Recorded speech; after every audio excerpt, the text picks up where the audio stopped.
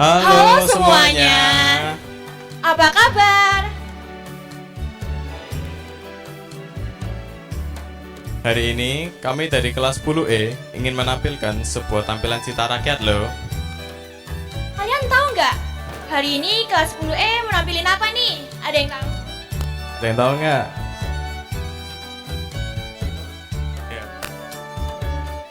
Ya, benar banget. Pulau Kemarau. Tahu nggak nih asalnya dari mana? Kira-kira tahu nggak? Jawa atau mungkin Sumatera, Papua? Dari mana?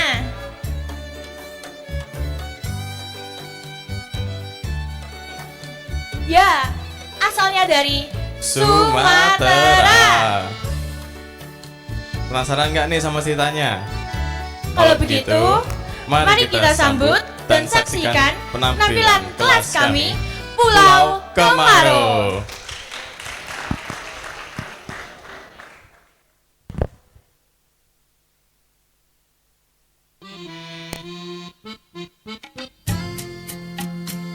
Asal-usul Pulau Kemarau.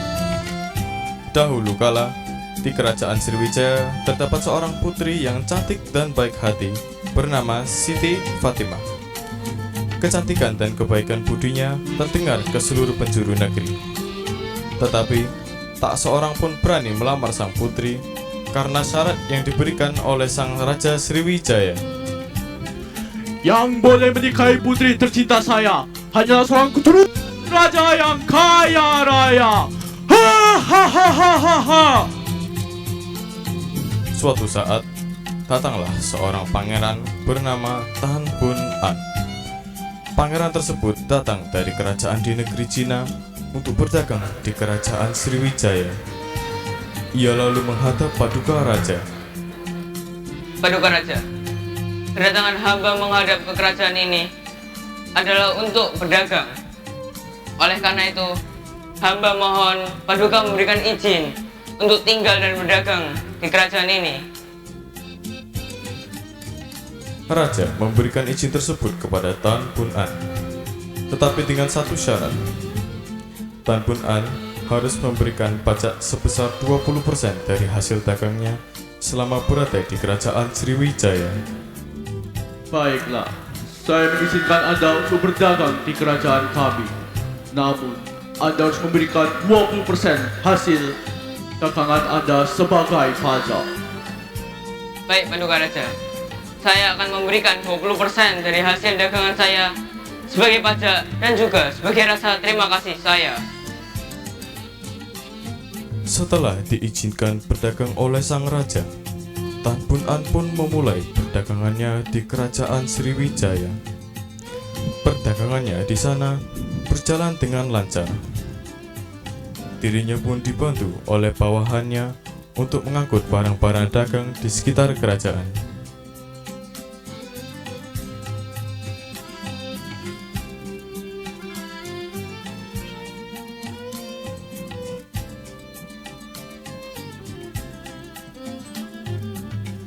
Pangeran dan bawahannya berdagang di sana selama beberapa waktu.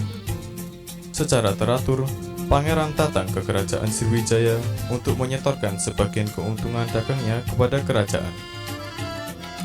Hingga suatu saat, ia bertemu dengan putri Siti Fatimah. Di saat itulah, Tan Bun An jatuh hati kepadanya.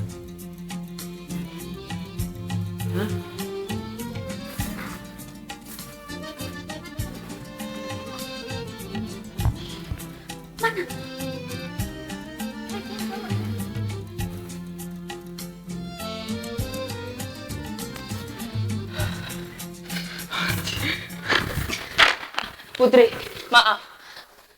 Tidak apa-apa, Tuan. Lain kali panggil aku Siti aja.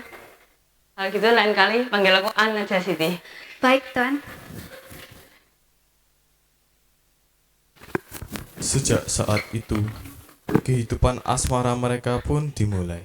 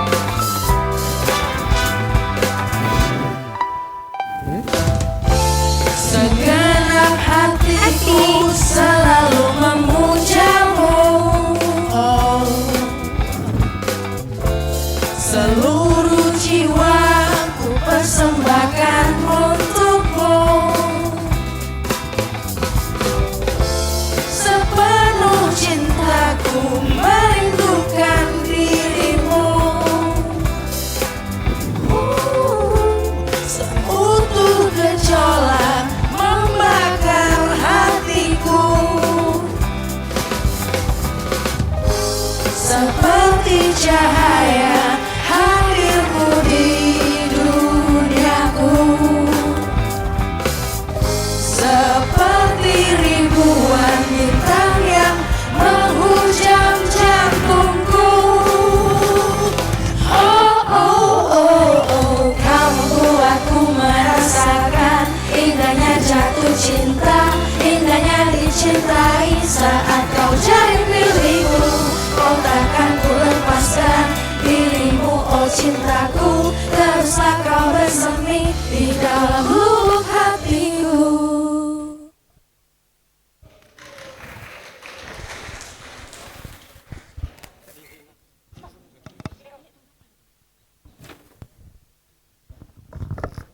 Ternyata Siti Fatimah juga mempunyai perasaan yang sama. Oke ya teman-teman, mohon maaf untuk 10 detik karena jam 12 kita akan menunggu doa Ratu Surga terlebih dahulu dari sentral.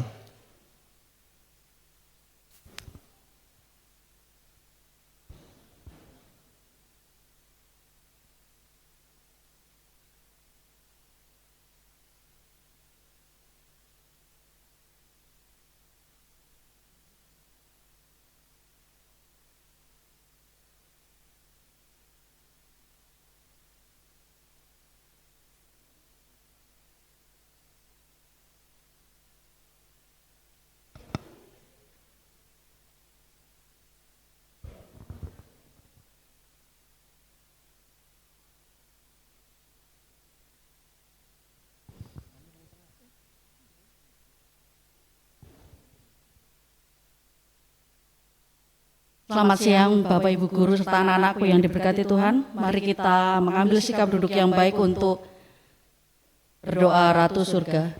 Silakan ambil sikap hening.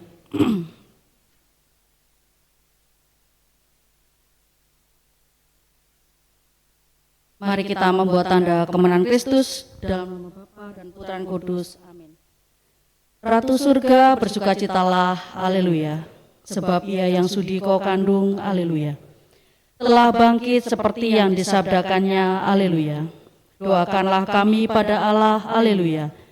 Bersukacitalah dan bergembiralah perawan Maria, haleluya. Sebab Tuhan sungguh telah bangkit, haleluya. Marilah berdoa.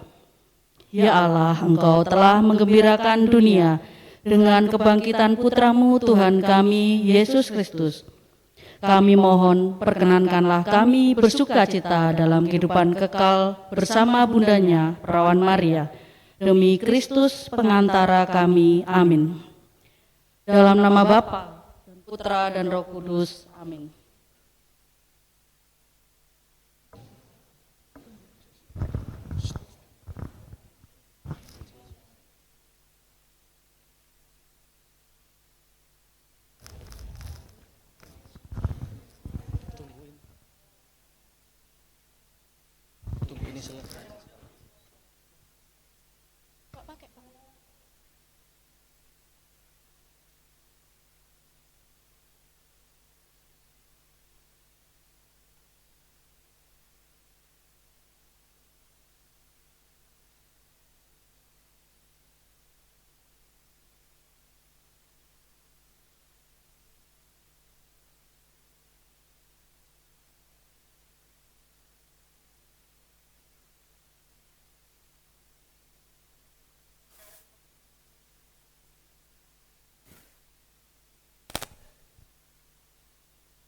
Ternyata Siti Fatimah juga mempunyai perasaan yang sama dengan Tan Bun An. Mereka pun menjalin hubungan kasih. Setelah sekian lama, Tan Bun An menghadap raja untuk meminta restu menikah.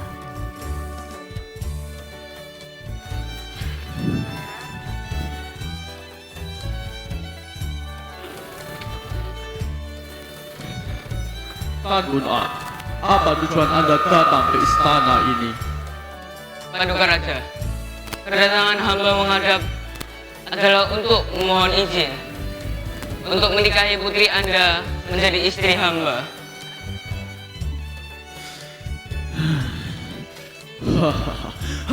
Hahaha. Boleh juga ya 5 anak muda. Siti, bagaimana menurutmu? Iya ayah, aku mau menikah dengannya dan aku tidak akan menyesalinya. Kamu sudah mendengar jawabannya kan anak muda? Saya tidak keberatan Anda menikahi putri saya. Namun, Anda harus memberikan 7 guci berisi emas sebagai syaratnya. Baik, Paduka Raja. Saya akan memenuhi syarat-syarat Anda.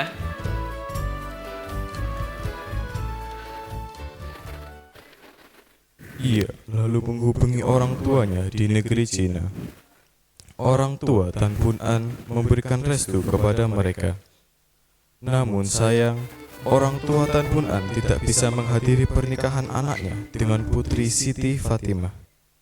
Lalu, mereka mengirimkan utusan kerajaan untuk mengantar 9 guci berisi emas ke kerajaan Sriwijaya. Utusan kerajaan Cina segera berangkat menuju kerajaan Sriwijaya dengan membawa guci-guci berisi emas di dalam kapal.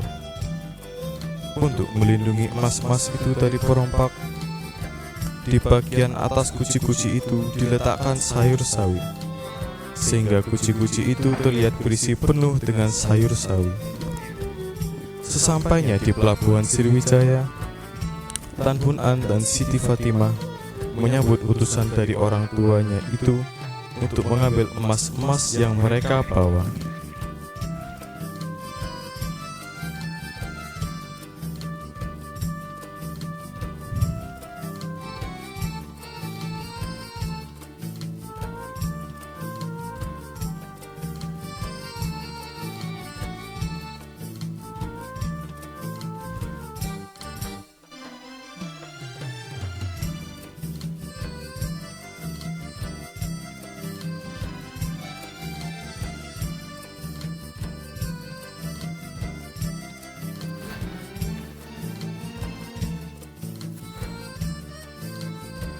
Selamat pagi Tuan Muda dan Nona Muda. Sudah.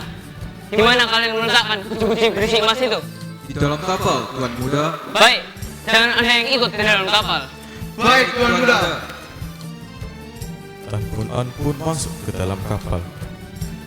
Lalu ia menemukan 9 guci yang berisi penuh sayur sawi yang telah membusuk. Dirinya pun terkejut. Apa? Mengapa guci-guci yang berisi emas ini hanyalah sayur sawi yang sudah busuk? Mertuaku akan malu melihat hal ini. Aku harus cepat-cepat membuang ini supaya tidak ada yang tahu.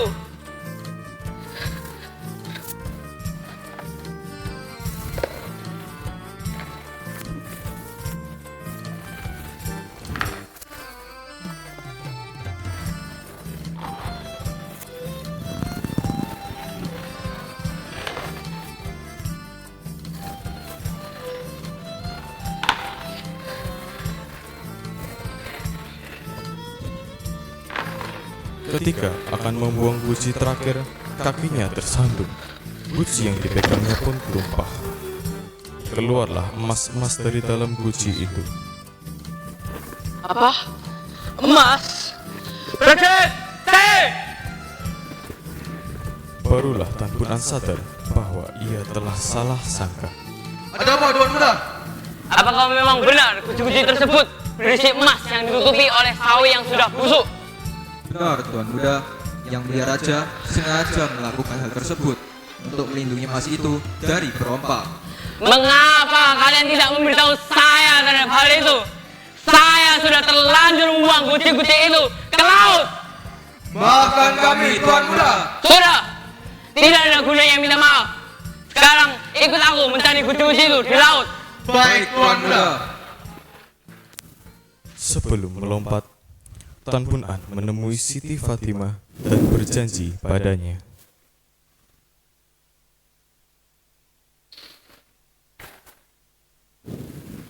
Siti, aku perlu mencari guci-guci itu untuk menikahi dirimu.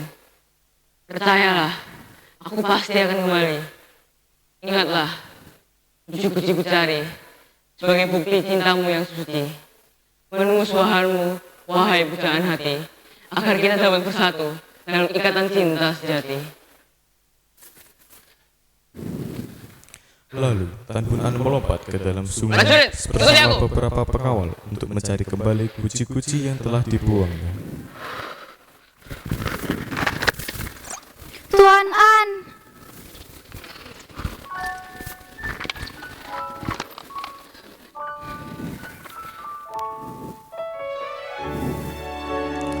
Siti Fatimah yang sejak tadi menyaksikan kejadian itu berdiri di pinggir kapal dan menunggu calon suaminya muncul dari dalam sungai Musi. Tuan An, di manakah dirimu? Aku sudah merindukanmu.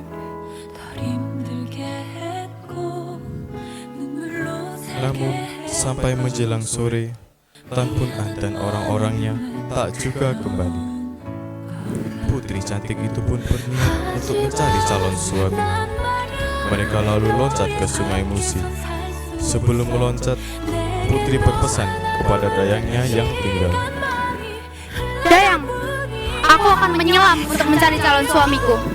Jangan Nona, itu terlalu bahaya. Biarkan hamba ikut denganmu.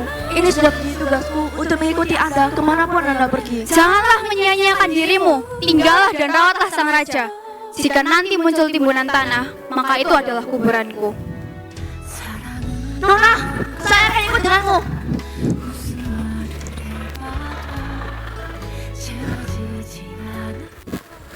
Tidak ada seorang pun yang kembali ke permukaan. Beberapa hari kemudian, di tepi sungai Musi, muncullah timbunan tanah menyerupai sebuah gundukan. Semakin hari, gundukan tanah tersebut semakin lebar, hingga menjadi sebuah pulau. Masyarakat setempat menamai pulau tersebut Pulau Kemarau, yang artinya kemarau. Nama itu dipilih karena kondisi pulau tersebut yang tidak pernah tergenang air sedikit pun, meskipun ketinggian air di Sungai Musi sedang meningkat. Di pulau tersebut terdapat sebuah gundukan tanah yang agak besar dan diyakini sebagai makam Putri Siti Fatimah. Selain itu, ada dua gundukan tanah yang lebih kecil. Masyarakat percaya bahwa kedua gundukan itu adalah makam Dayang Siti Fatimah yang ternyata ikut menyebur ke laut menyusul sang putri. Kini, Pulau Kemarau menjadi salah satu objek wisata di budaya di Palembang. Setiap perayaan Cap Gome, banyak warga keturunan Cina, baik dari dalam maupun luar negeri, berkunjung ke sana untuk sembahyang dan berziarah.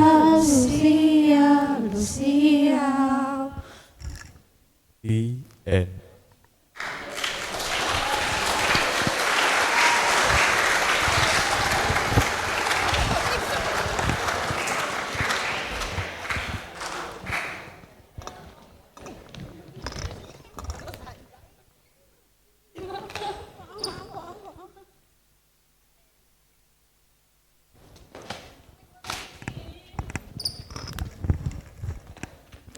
Selamat pagi Dewan Juri yang terhormat, Bapak Ibu Guru yang sudah hadir, serta teman-teman dari kelas 10 dan kakak kelas 11 yang terkasih.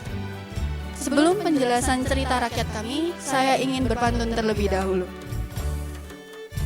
Di Pulau Kemarau yang cantik, kisahnya begitu menarik. Supaya kalian mengenal diriku, izinkan saya memperkenalkan diri terlebih dahulu. Perkenalkan, saya Keiko Michelle S sebagai Ketua Produksi Pulau Kemarau XE Show. Di sini saya akan menjelaskan mengenai alasan dan juga nilai-nilai cerita rakyat yang kami lakukan. Alasannya adalah karena banyak yang belum mengetahui cerita ini, kemudian juga pemerannya juga sesuai dengan kebutuhan kelas, dan memperluas wawasan kami mengenai cerita rakyat di Indonesia. Nilai-nilai yang kami dapatkan dari cerita Pulau Kemarau ini, yang pertama adalah cerita Pulau Kemarau ini memberikan nasihat agar tidak ceroboh dan berpikir sebelum bertindak. Di mana dalam cerita ini Tan Bun An begitu ceroboh dan tanpa pikir panjang ia melepas dan membuang guci-guci tersebut ke dalam sungai. Maka kita sebagai pelajar harus teliti dan berhati-hati dalam melakukan aktivitas agar berdampak positif bagi kita. Yang kedua, cerita Pulau Kemarau memberikan teladan Siti Fatimah yang setia dan baik hati. di mana dalam cerita ini Siti Fatimah rela menunggu suaminya, calon suaminya untuk pulang dan menikahi dia, dan dia juga ikut terjun ke dalam sungai tersebut. Dalam hal ini kita diajarkan untuk menjadi pribadi yang setia dan positif dalam lingkungan kita. Dan yang ketiga, rencana-rencana dalam proyek P1 mengajarkan kami untuk tetap tenang, sabar, dan dinamis, di mana kita harus selalu mengembangkan ide-ide kami supaya berguna bagi proyek kami, kemudian dapat mengerjakan tugas dan tugas sesuai tanggung jawab kami, serta dapat bekerja secara dinamis. Contohnya seperti proyek kita ini, propertinya awalnya menggunakan layout aula, kemudian digantikan menjadi layout kapel, sehingga kami harus dituntut untuk menjadi dinamis dalam perubahan yang ada, serta proaktif dalam memikirkan solusinya. Kemudian sebelum moving class, 80% properti yang kami lakukan atau kami buat ini sudah selesai semua dengan konsep yang matang sesuai dengan presentasi di awal P5. Akhir kata, saya mewakili teman-teman 10E ingin mengucapkan terima kasih yang sebesar-besarnya kepada Bapak Ibu P5 yang terkasih, yang sudah bersedia secara terbuka membantu kami dan menyukseskan proyek P1 kami. Terutama wali kelas kami, Pak Theo, dari kami sendiri, terima kasih karena sudah membantu, menemani, dan juga memberikan saran yang baik bagi kami. Kemudian teman-teman kami yang sudah bekerja di backstage, kemudian yang di sini semua, sarangnya ya, gitu, mau bekerja sama untuk menyukseskan proyek Pulau Kemarau ini. Mohon maaf apabila kami ada salah kata, kekurangan atau kesalahan baik dalam show ini. Kami mohon maaf yang sebesar-besarnya. Terima kasih atas pengertiannya dan kesempatan yang diberikan. Sebelum acara kelas kami berakhir, saya ingin berpantun lagi. Di Pulau Kemarau yang indah, kisah di hati tak terlupakan sepihak. Terima kasih telah menjadi penonton acara. Semoga bahagia selalu dan sampai jumpa.